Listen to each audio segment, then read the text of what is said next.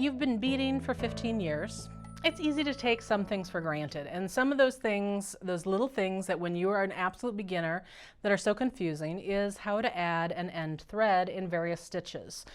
Because everybody seems to do it differently, and each stitch, sometimes what works for one stitch doesn't seem like it would work for another stitch.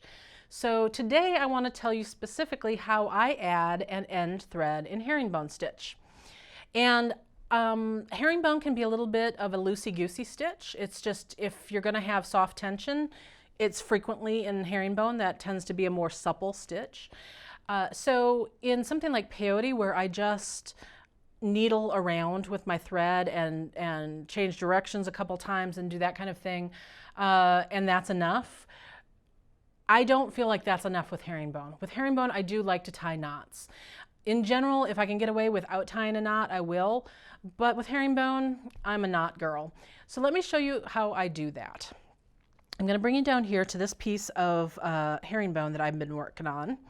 And we're going to pretend that this thread has gotten short and I want to go ahead and end it off.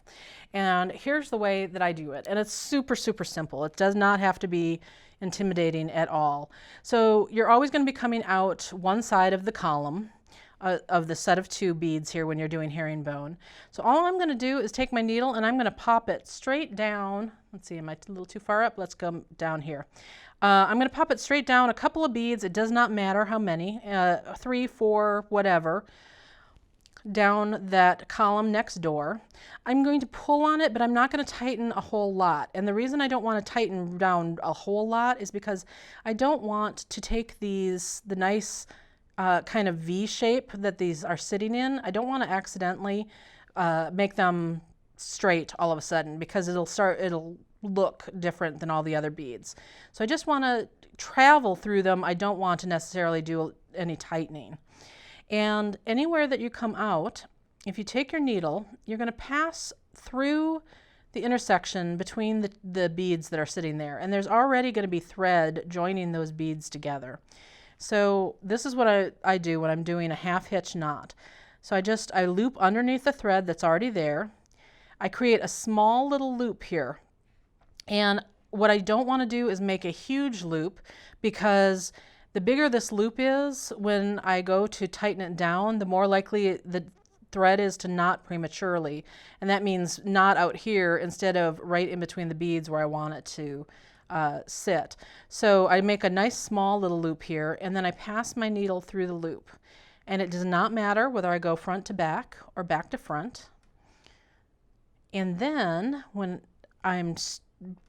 then I kind of make sure that that's all sitting right in that same intersection there.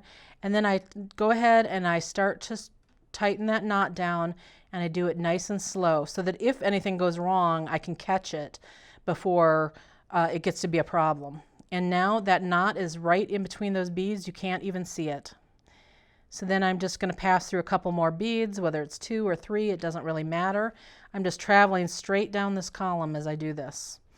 And by doing it straight down a column, I am not going to change any of the thread paths in between the beads that will straighten them out, because remember, I want them to stay in that herringbone shape.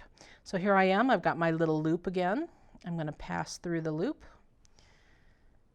and I kind of make sure that that's all going to tighten right down in the middle there. And my rule of thumb is 2 or 3 knots.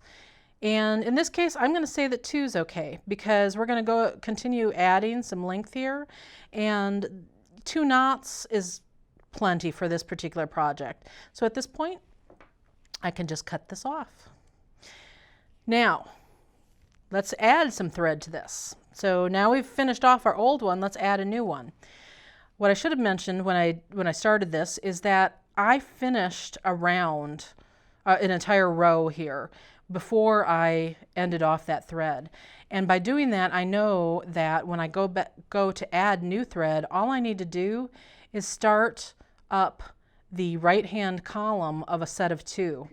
This is assuming that I am a right-handed beater and I'm beating off to the left. If you're a lefty, you probably are reverse of me. You probably ended, you were working over here, and your working thread came out here and you had to come down to the right hand side of the column to end off your thread.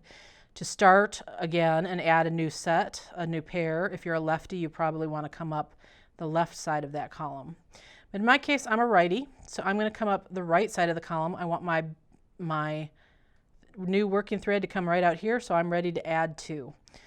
So I'm just going to kind of randomly pick a spot a ways down, enough room for me to add a couple of knots as I go up. My first thing that I want to do is pass through a couple beads, and I will just kind of leave this tail right here, and I'm going to hold on to it until I've done that first knot. And same exact thing on our way up this column that we did on the way down. So I pass through a couple beads, make a small loop, pass through the loop, make sure it's all tightening down in between the beads. Okay. Pass through another couple beads, doesn't matter. Okay, pass under the threads that are already there, make a little loop, pass through the loop, make sure it's all tightening down in that same intersection there. Tighten nice and slow. And I did my 2 knots, so at this point I can come all the way up out the top of that, and look, I can cut off that little tail that I used to hold on to it when I was starting all that. I tend to cut that off right away so that I don't have to think about it later. Now, do I need to weave that in or not? Right now I remember that that's a tail, so I just need to cut it. And now here I am, I'm ready to add 2 beads, go down 1, go up 1, add 2 beads. So that's all I do, is go straight out, down a column to end, and then straight up a column to add. Super easy. You could do this. I hope that you fall in love with herringbone the way I have fallen in love with herringbone. Don't be intimidated. Happy beading.